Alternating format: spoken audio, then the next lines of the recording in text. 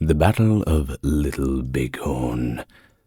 You also know it as Custer's Last Stand, certainly. It took place between the 25th and 26th of June in the year 1876. Of course, it's perhaps one of the most iconic confrontations in American history.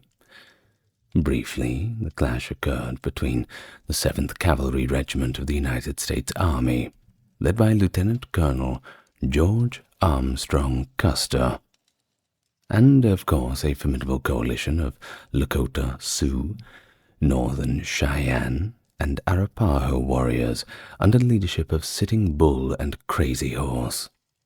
Custer's troops were vastly outnumbered and underestimated, or decisively defeated, in a stunning display of Native American bravery and strategy. And the battle not only highlighted the resilience and tactical intelligence of the indigenous forces, but also became a symbol of resistance against U.S. expansion. But despite the victory, the Battle of Little Bighorn ultimately only intensified the U.S. government's efforts to forcibly relocate the Native American tribes, leading to profound and lasting impacts on their communities. All of which we'll discuss, of course, but we'll try and walk the middle path with it as much as we can. Welcome to the channel. If you're here for more American history, well, here I am, giving you exactly what you want. And, well, I'm having fun with it too. So like and subscribe and all that good stuff. And let's begin. So, as the 19th century progressed, these tensions between Native American tribes of the Great Plains and the encroaching settlers only intensified more. This conflict led to the Sioux Wars. Now that is Sioux, so if you're going to Google that, do remember the spelling. These were a series of battles fought between 1854 and 1890, with no real end in sight, drawing on for a lot longer than anybody really planned or anybody had really wanted to. Now, most of these indigenous people were trying to resist the pressures to relocate to reservations, fought very, very hard to keep their ancestral lands. But while some Native American tribes, like the Sioux, resisted violently, there were others, such as the Crow tribe, who eventually agreed peacefully to relocate to smaller reservations. The growing settler presence, fueled by the expansion of the political entity now known as the United States, set the stage for this bloody confrontation, and bloody it would be. So by 1868, the Little Bighorn Valley was incorporated into the Crow Indian Reservation, after it was designated as part of the eastern portion of the new reservation. This region, once central to Crow territory, would become a flashpoint in this conflict between the indigenous tribes and the U.S. Army. Despite their historical alliances with the Sioux, the Crow people actually sided with the United States during the conflict in 1876, aiding in efforts to push the Sioux out of the valley. Many Crow warriors served as scouts for the U.S. Army, and Crow warriors would later fight in the Battle of the Rosebud, a significant precursor to the Battle of Little Bighorn. Now, we have to somewhat talk about the actual location of the battle. You see, the actual battlefield, with its complex topography, is marked by rocky bluffs, interconnected plains, divided uplands. If you were just to show up with little knowledge of the area, it'd be quite easy to get lost, confused, or even have an unfortunate accident. Well, no spoilers. I won't ruin the story this early. Of course, the landscape varies significantly across the battlefield, with different areas displaying contrasting vegetation and geographical features. For the Lakota Sioux, Dakota Sioux, Cheyenne, and many other Plains Indian tribes, it's not actually known as Little Bighorn. It's actually known as greasy grass. So you might actually hear this battle called the Battle of the Greasy Grass in other vernacular, depending on who you ask. But in contrast, historical accounts from the time refer to it as the Valley of the Chieftains, emphasizing its importance as the site of one of the most famous battles in American history, of course, not to be forgotten. Now, let's move on to talking about the Sun Dance. What exactly is the Sun Dance? Don't worry, it's all relevant. This was a central religious event for the Plains Indians. It was a time of personal sacrifice, community prayer. Individuals would make vows and offer personal sacrifices. It was a big deal. In the spring of 1876, some agency Indians, as they were called, who had escaped from reservations, joined the Lakota and Cheyenne at a Sundance held near Rosebud Creek in Montana. During the ceremony on June the 5th, Sitting Bull, the spiritual leader of the Hunkpapa Lakota, is said to have had a vision. What was his vision? Well, it was a vision of soldiers falling into his camp like grasshoppers from the sky. That was the way that he described it. Interesting, don't you think? And of course open for interpretation. But it was more about this timing. At any other time, it could have been interpreted in another way, but this vision occurred at the same time that the U.S. military was conducting a summer campaign to force the Lakota and Cheyenne back to their reservation, using a three-pronged approach with infantry and cavalry. There's only one way that vision can be interpreted. Well, the military campaign to suppress the native resistance began with Colonel John Gibbon's column on March 30th, 1876, marching east from Fort Ellis in Montana to patrol the Yellowstone River. This column included 4 companies of the 2nd Cavalry and 6 companies of the 7th Infantry. Brigadier General George Crook's column, starting on May 29th, included a mix of the 3rd and 2nd Cavalry, and also 7 infantry companies, just for good measure, marching towards the Powder River region. Brigadier General Alfred Terry's column, which included Lieutenant Colonel George Armstrong Custer's 7th Cavalry, departed from Fort Abraham Lincoln on May 17th, 1876. Custer was also accompanied by a large supply train, including pack mules and wagons. The steamboat named Far West also joined Terry's column later with more supplies, certainly a welcome addition. The 7th Cavalry itself had been established after the Civil War, still in living memory, of course, and spent much of its early years stationed in Fort Riley, Kansas, where it fought in battles and, unfortunately for them, suffered significant losses. But I suppose the ones that were left over certainly benefited from the experience. Lessons learned the hard way. You know what it's like. One of the most notorious actions was the Battle of Washita River. That was in November of 1878, so we're talking, well, at least 8 years before the events of Little Bighorn, where Custer's forces attacked Black Kettle's Southern Cheyenne camp.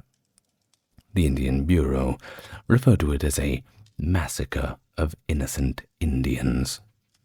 Hard to argue against any other definition. By 1876, the 7th Cavalry had returned from southern duties, and many of its men were now recruits with limited experience.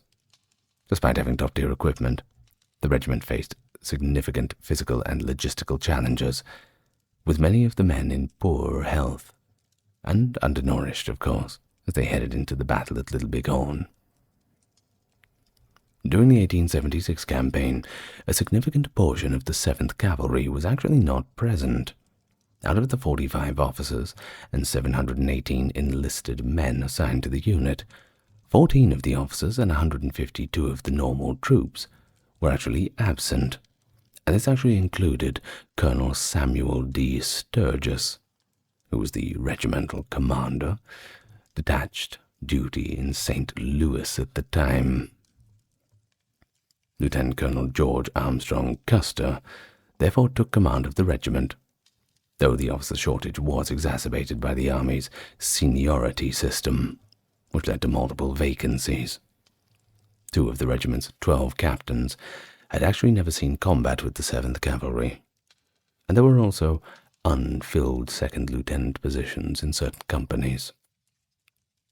As the campaign unfolded, the Army's plans began to somewhat go awry. After the Battle of the Rosebud on June 17, 1876, Brigadier General Crook's column, which had fought native forces in Montana, was forced to retreat and wait for reinforcements due to heavy losses. Crook was caught off guard by the strength of the Native American forces. By early June, Gibbon and Terry joined forces near Rosebud Creek, completely unaware of the defeat of Crook, and began planning a coordinated attack with the goal of converging on Native American encampments along the Rosebud and Bighorn rivers. As for Custer's regiment, 556 enlisted men with 31 officers, they were given the task of advancing south along the Rosebud, while the other columns moved westward. Custer was given considerable autonomy and authority to act as he saw fit, essentially full rein. He was even allowed to disregard orders if he had, I quote, sufficient reason, and to lead reconnaissance in force. Despite being offered Gatling guns, Custer chose to forego them, believing they would slow the cavalry's advance. Bit of a silly decision. I don't know why he would turn down Gatling guns. If you don't know what Gatling guns are, named after their inventor, I think it was someone Gatling, I can't remember the first name. You know those machine guns that go around in the circle, and they kind of wind them around, and you know the ones I mean. The old style machine guns. Yes, machine guns, the silent killer. Well, on June 24th, Custer's Indian scouts reported seeing signs of a Native American village 15 miles away. And they can't have that, can't they? Along with a large herd of ponies. Though the officer sent to verify the sighting was unable to really confirm the details. Custer himself also missed it, though the scouts did report seeing cooking fires from a distance of 10 miles. It's hard to ignore the smoke. Much easier to see that in the air, hence the smoke signals. Either way, by June 26th, Custer decided to attack the village. Believing his forces had been discovered, it was time to strike before they were struck. He divided his 12 companies into 3 battalions. Major Marcus Reno took command of 3 of them. Captain Frederick Benetine was given 3, and Custer retained direct command of 5. Company B was tasked with escorting the pack train, ensuring the movement of supplies and extra ammunition. Custer's decision to split his forces would play a critical role in unfolding disaster at Little Bighorn. Oh, don't worry, we'll get to it. Now, the group of Native Americans Custer saw on his trail did not warn the rest of the village, because they were actually on their way out of the encampment, and making a trip back. Well, it's a little bit out of the way. Custer's main worry was that the Native American group would actually disperse. His scouts warned him about the size of the village, with Mitch Boyer allegedly stating, "General, I have been with these Indians for 30 years, and this is the largest village I have ever heard of." At midday, the command started to move toward the village and got ready to launch an assault. Well, there was a Crow scout called Half Yellow Face. Pretty terrible name, but hey, whatever. And he had forewarned Custer via an interpreter. Well, that was Mitch Boyer, the interpreter, with his sense of impending doom. He had said, "You and I are going home today, by a road we do not know. A little bit hard to get motivated after that one, isn't it?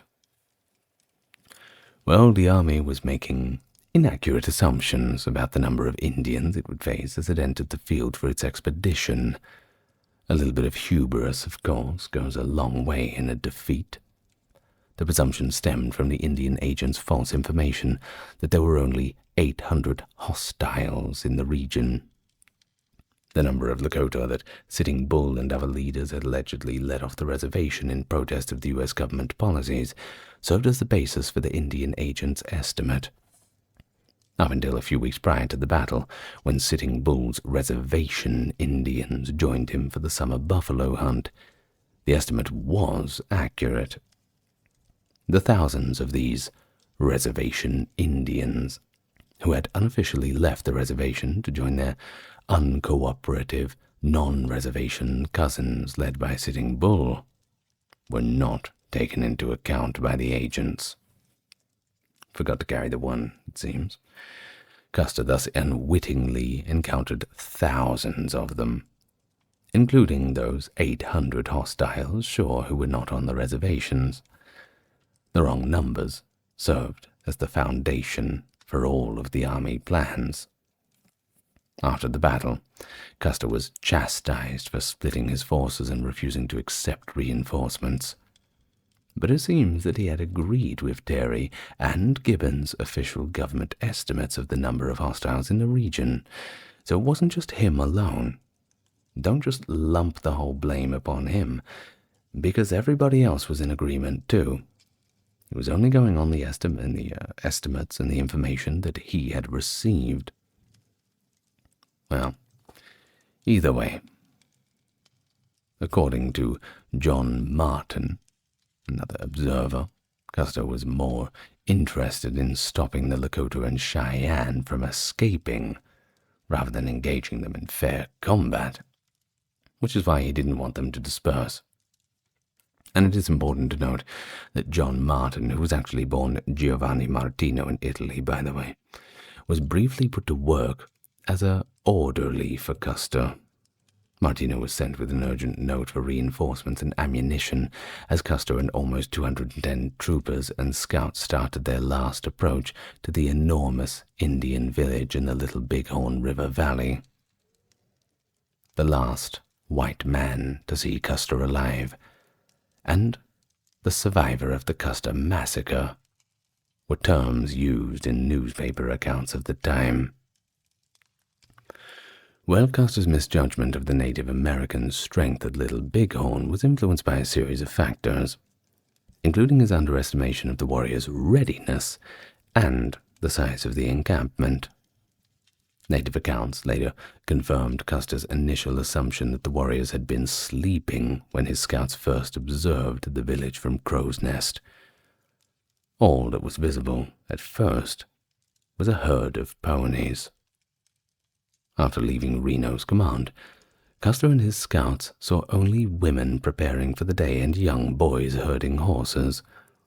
Despite the enormous size of the village, which Custer's Crow scouts had never seen before, he assumed that there were fewer warriors than there actually were. Custer's decision to release the scouts, who began redressing in their native attire, further compounded his miscalculations. Believing the threat was not as great, Custer simply pushed forward, thinking the warriors would not be able to mount any kind of serious defense, not against the equipment of the U.S. Army, even without the Gatling guns. I'm just wondering if in his last moments he was thinking, damn, I shouldn't have turned that down. We really could have used those Gatling guns about now. Then again, close range, they're not that good. Still, very scary to hear the noise of that. Especially back then, it would frighten a lot of people off. Well, it's all conjecture now. But there was something else central to his strategy. The presence of women, children, and the elderly in the village. You see, Custer planned to engage the non-combatants, women, children, and the elderly, not by cutting them down, but just capturing them as hostages. Now, why would he do this? Well, he had hoped to force the warriors to surrender because they didn't want their families to be injured. Of course, pull on those heartstrings, a tactic that may have broken the warriors' resolve, as fighting to protect their families would lead to their retreat. Well, it is possible that Custer also expected assistance from Captain Frederick Benetine, who was with the pack train should he encounter native resistance. Rifle volleys, which were common practice for signaling support, were heard during the battle, with both Benetine and Reno's men testifying to this during the Reno Board of Inquiry in 1879.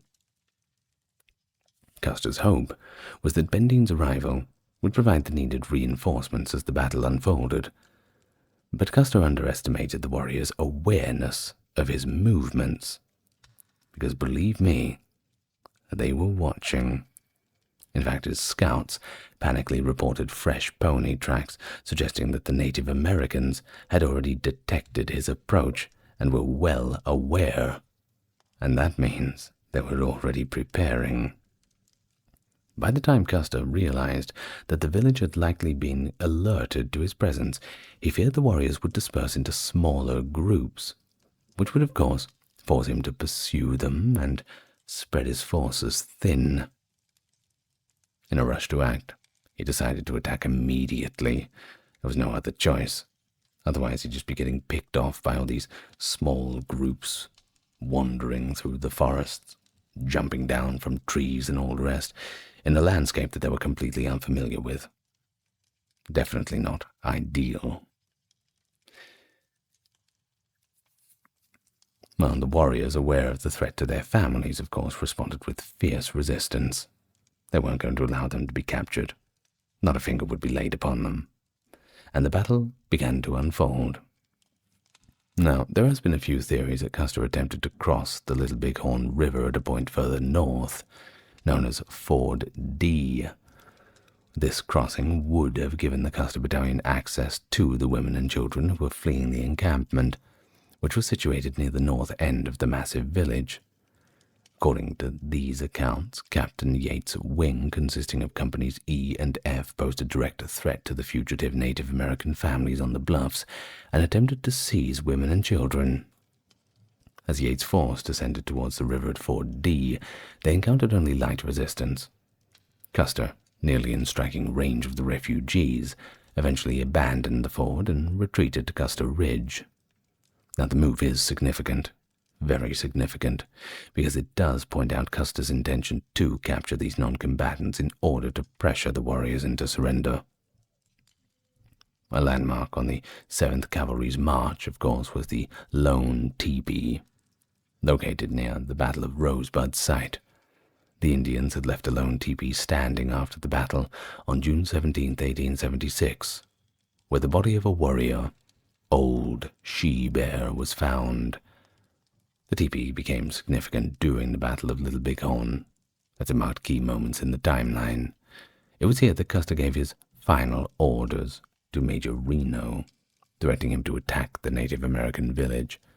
The lone teepee also became a reference point in survivor testimonies and was used to establish the pattern of Native American movements toward the village on the Little Bighorn River. Custer's Crow scouts reported that the Sioux were alerting the village of the approaching army, prompting Reno's initial attack. At approximately 3 p.m. on June 25th, Reno's force crossed the Little Bighorn River at the mouth of what is now Reno Creek, without fully understanding the size or the disposition of the native camp. As Reno advanced towards the village, he quickly realized that the warriors were not fleeing, but they were doing the exact opposite. They were getting ready for a fight. Moving swiftly across the open field, Reno's men were obscured by the dense trees lining the southern bank of the river, which shielded them from the village until they emerged from the bend and came within arrow range. The Hunkpapa Sioux, lived in the teepees at the village's southern end, and Reno saw soon that the vast scale of the encampment, which he would later describe as a trap. Suspecting a potentially overwhelming force, Reno halted his advance, just a few hundred yards from the village. Once again, arrow range. You know how it is. Don't want to get hit by one of them, surely. In line with standard military doctrine of the time, Major Reno gave the order for his troops to dismount and form a skirmish line, with each trooper spaced about 5 to 10 yards apart. Officers were positioned at the rear, with horses behind them, and every fourth trooper was tasked with holding the horses of those in the firing line. However, this formation reduced Reno's firepower by approximately 25%. As Reno's men opened fire on the village, they killed several wives and children of the Sioux Chief Gall, which is also Fizi in Lakota language, by the way. Now, in response, the mounted warriors from the village surged forward, attacking the middle and exposed left flank of Reno's line. Reno's position was anchored on the right by a bend in the river and a tree line, but he was still outnumbered as the warriors began to close in, forcing him into a difficult position. Though Reno had sustained only one casualty after about 20 minutes of long-range firing, the situation worsened because the reinforcements from Custer had failed to arrive, and that meant that the odds were shifting dramatically, with the Native Americans now having a 5-to-1 advantage. Not looking good for you, Reno. Well, at this point, the warriors launched a fierce assault from a small hill to the right of the village and to the left of Reno's line, exploiting the exposed flank. The pressure forced Reno into a hasty retreat into nearby woods along the river's bed, where the soldiers found themselves pinned down.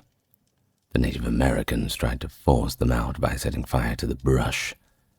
Reno was severely shaken after his Arikara scout, Bloody Knife, was killed in close proximity, with his blood splattering all over Reno's face. Yeah, I can see how that would be a little bit demoralizing. Of course, it sent Reno into a panic, and he ordered his men to mount and dismount repeatedly. Can't really make up his mind, finally shouting, "All those who wish to make their escape, follow me." The retreat turned chaotic as the soldiers fled along the river for about a mile, abandoning the wounded to perish. Reno did not attempt to protect the retreating men from the Indian snipers either.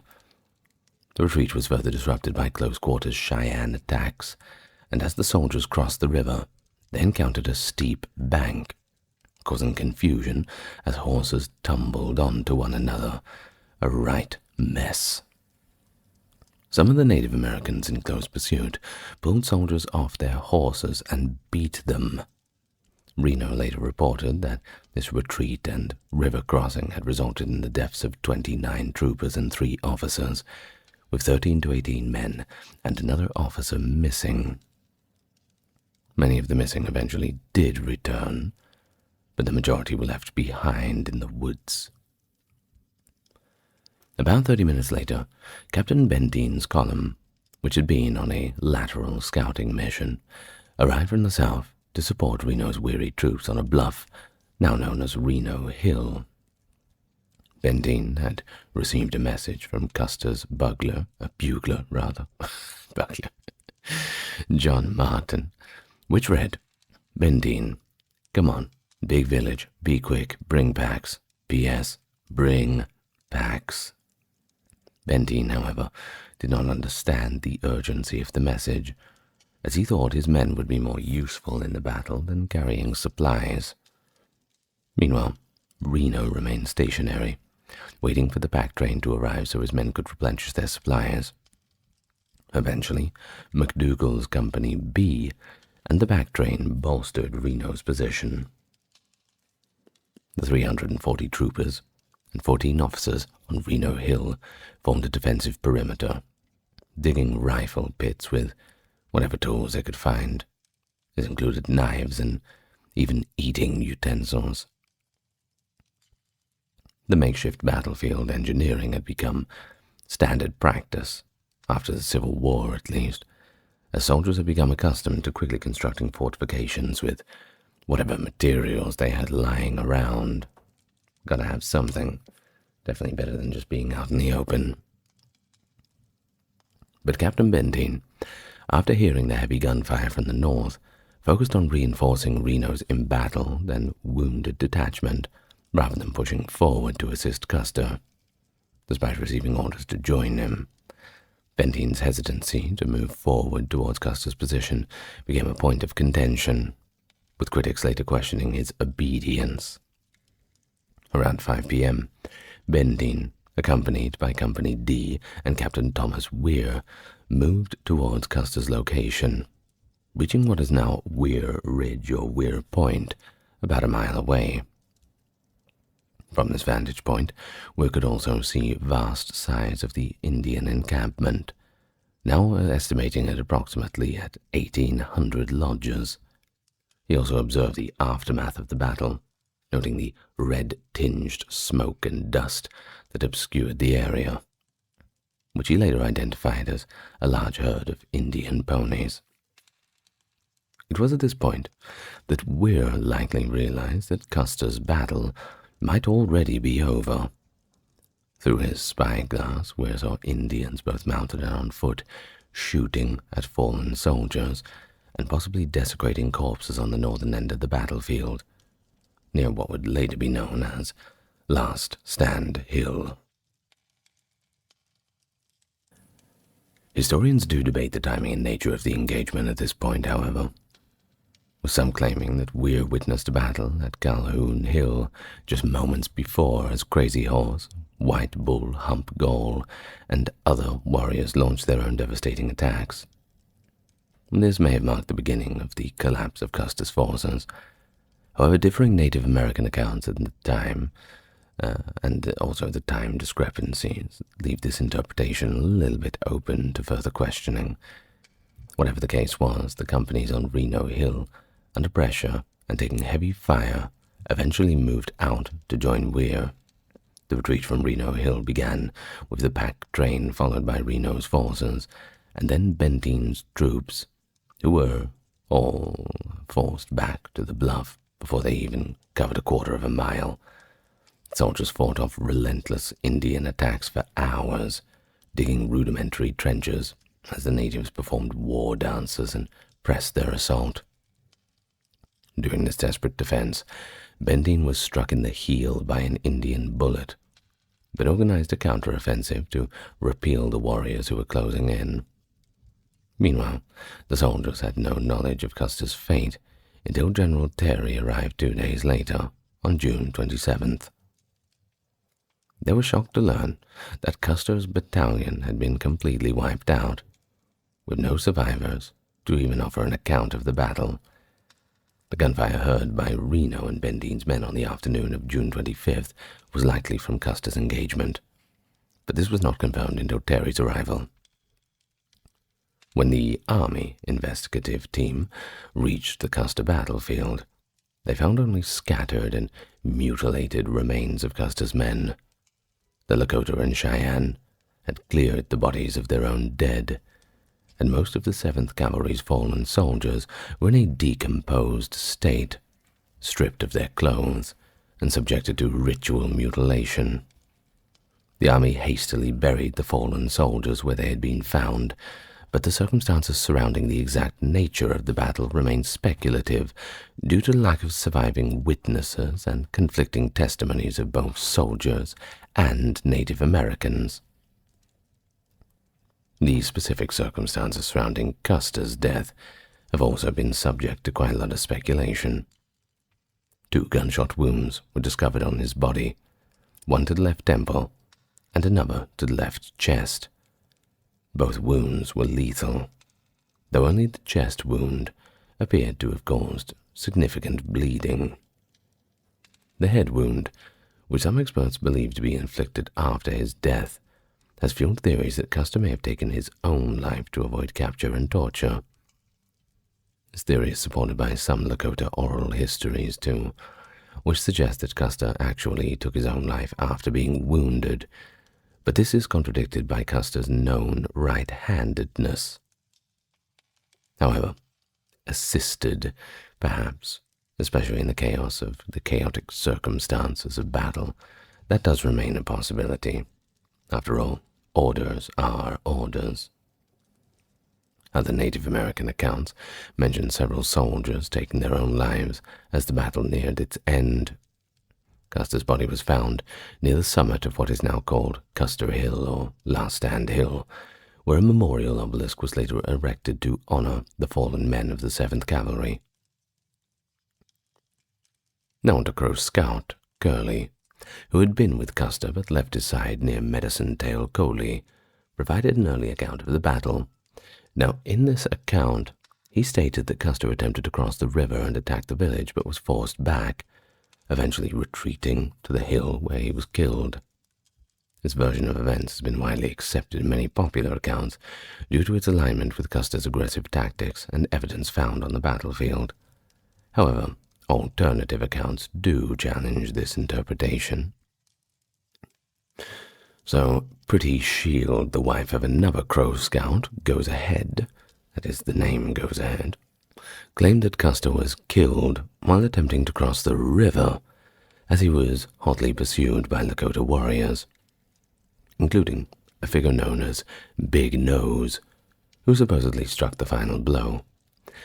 Chief Gall, in his testimony to Lieutenant Edward Settle Godfrey, contradicted these reports, however, stating that Custer did not attempt to cross the river, and that his final position was actually at the ridge, the closest point he reached near the village. Other Native American accounts, including those from Spotted Horn Bull's wife, corroborated Gall's version. Lieutenant Godfrey, upon examining the site, concluded that Custer had not led any men to the ford, as no remains of horses or soldiers were found near that location. This, of course, just further complicates the understanding of Custer's final movements during the battle. According to Cheyenne oral tradition, the blow that knocked Custer off his horse before he died was delivered by a Buffalo Calf road woman. The majority of the indigenous fighters were free to pursue Custer after isolating Reno's force and forcing them from the camp. Custer's path to this last stand is still up for discussion, but after giving the order for Reno to charge, Custer might have continued down Reno Creek until he was within about half a mile of the Little Bighorn, at which point he turned north and ascended the bluffs, the same location where Reno would soon retreat. He could see Reno charging the village from this location across the river. Custer could have gone down into Medicine Tail Coulee, riding north along the bluffs. A portion of Custer's force, according to some historians, descended the coulee, headed west to the river, and made an unsuccessful attempt to cross into the village. Some reports state that a small group of Indian sharpshooters successfully blocked this crossing. In the river, White Cow Bull allegedly shot a leader in a buckskin jacket off his horse. Some have suggested that White Bull may have gravely injured Custer if he did shoot a leader wearing buckskin off his horse, though no other Indian story backs up this assertion. According to some Indian reports, however, a soldier within a company, Gideon, was also wounded in addition to one of the leaders of this advance. To assist the injured men in getting back to their horses, troopers had to get off their horses.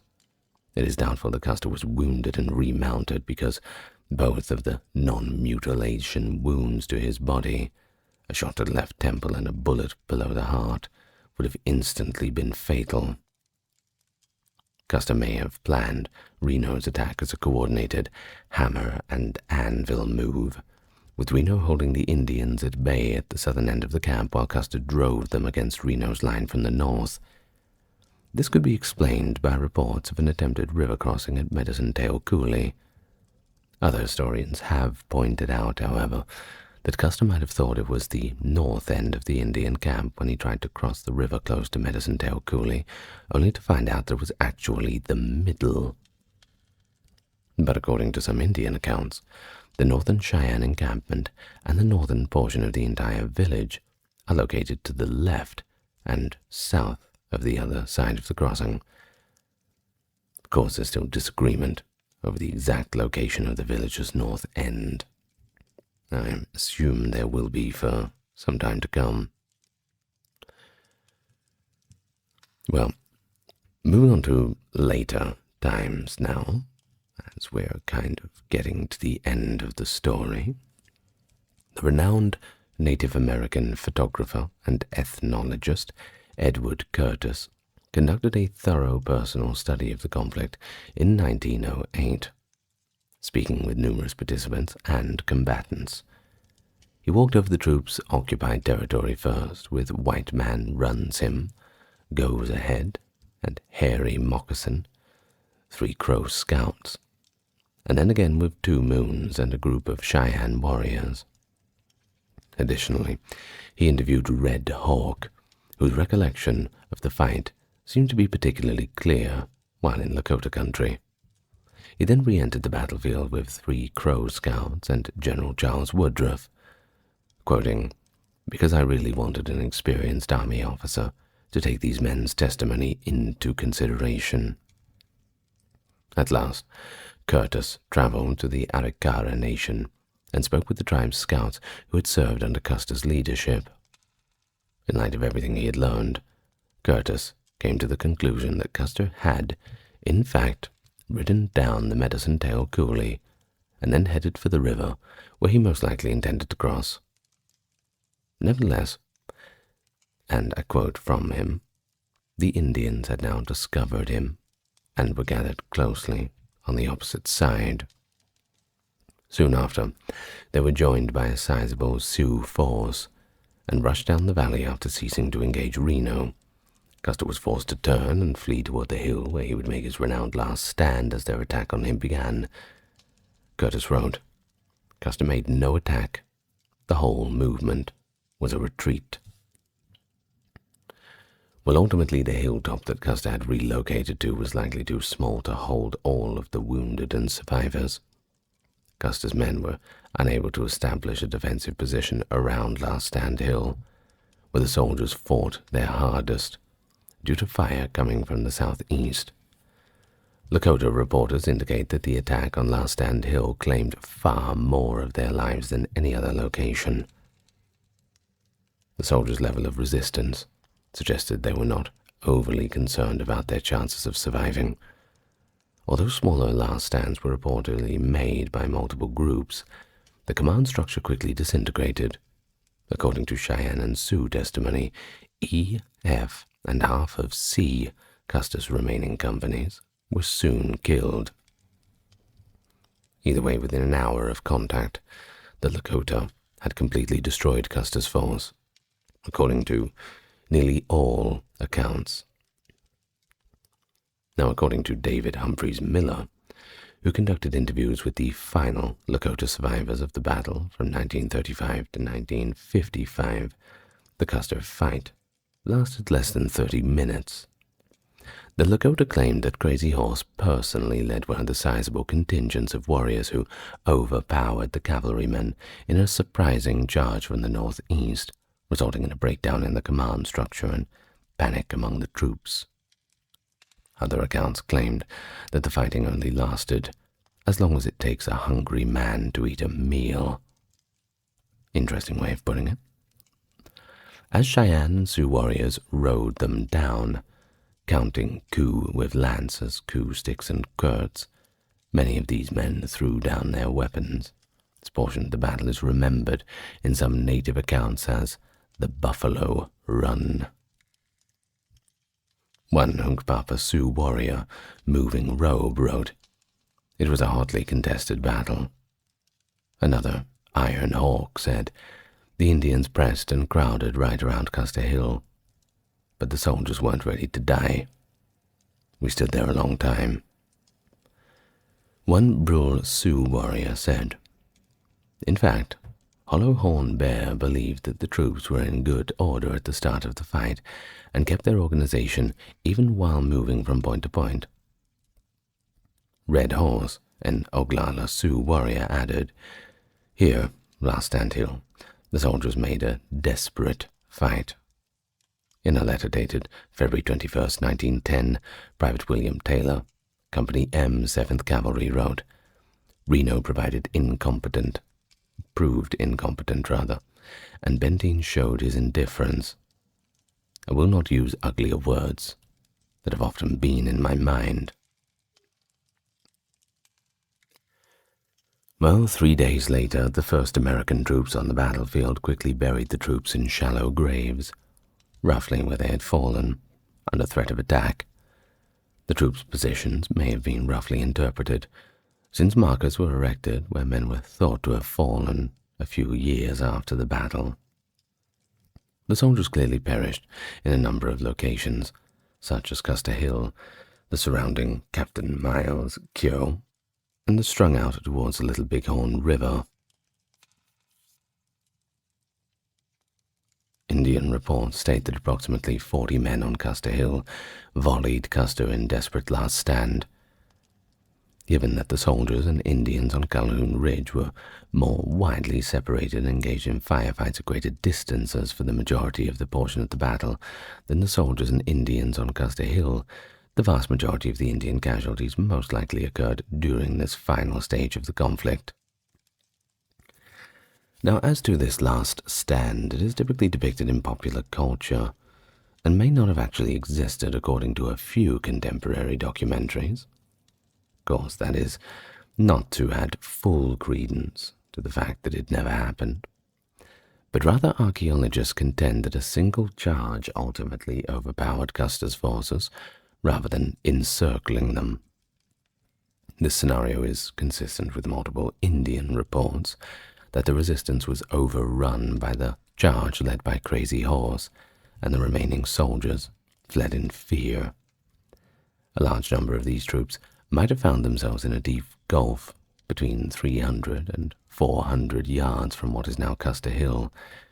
In or near that gulch, at least 28 bodies, the most frequently cited number in burial witness testimony, were found, possibly as a result of the battle's last actions, and one of those bodies was that of the scout, Mitch Booyer. No human remains connected to the conflict were discovered during other archaeological investigations conducted in Deep Ravine. Skeletal remains reported to have been recovered from the mouth of the Deep Ravine by multiple sources have been returned to the Little Bighorn National Monument in the years following the battle. Geological processes probably rendered many of the remains unrecoverable during the 180 years that passed between the battle and Scott's excavation efforts in the ravine, at least according to him. Parts of the skeleton of a trooper killed in the Reno retreat, for instance, were found on an eroding bank of the Little Bighorn near the town of Garryowen. The remainder of whatever lies beneath, however, seems to have been washed away by the river. I suppose we'll never really know the full story, but whether it is one way or another way, it's all interesting to me. Well, everybody, thank you for joining me for the Battle of Little Bighorn. What do you think about it? Interesting, right? I'd like to thank my top-tier patrons, Dark, Kimberly, Christine, Sally, Ember, Susan, Cameron, Legitmus, Carey, Charlene, Lynn Therese, Katiana, Nicholas, Ulfednir, Alexander, Charles, Christine, Dr. Neuro Nerd, Erin, Jaden, Jim, Jeffrey, Jessica, Madeline, Melissa, Orthodox Review, Scott, Stark Factory, Wendy, Shell, Josie, Sarah, Video Man, and Ryan. Thank you all so much, and I will see you in the next exciting video. Good night, everyone. Lots of love to you all, as always.